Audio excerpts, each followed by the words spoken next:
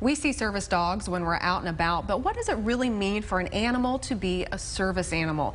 Dr. Tiffany Mainini is here to help break it down for us. Good morning. Good morning. Okay, what is a service animal? Yeah, so there are a lot of designations out there. A service animal specifically is a dog or a miniature horse that provides a specific service to their owners that they're trained to do to help their owners live better lives.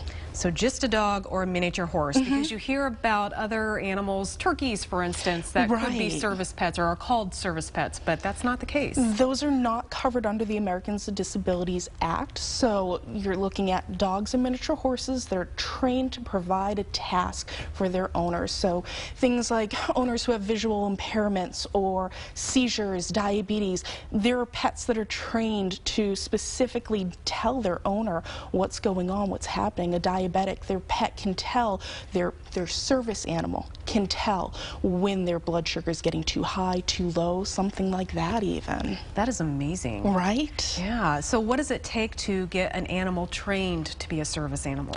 Well, because the Americans with Disabilities Act wants all owners with disabilities to be able to have a service animal, and because specifically trained service animals can be $20,000 or more. Wow. You can train your own service animal or have a professional do so, but it definitely is time-consuming, expensive, and not every animal can be a service animal. Okay, so we have service animals, but then there are also other categories. Right. Explain that. So there are other categories like emotional support animals and therapy animals, and they're not interchangeable. So emotional support animals are animals that provide calming kind of comfort to their owners. So these are animals that are not specifically trained for these tasks. They also don't have the same protections as a service animal. A service animal can enter businesses, go everywhere with their owners, while an emotional support animal only has two kind of extra things that they get. One is they can fly with their owners, and the second is that they can live in no pet housing. But emotional support animals often require a physician's note to have that sort of designation. As far as a therapy animal, very different. These animals, they don't have any specific training. They're just friendly, happy pets, and they can be anything.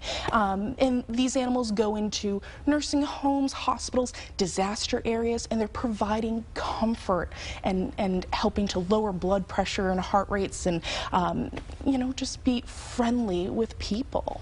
I had no idea that there were different categories. Right. But this is interesting. Dr. Mainini, thank you so much for being here this morning. We appreciate that. Thank you. And you. if you'd like more information about University Veterinary Care Center, head over to universityvetcare.com.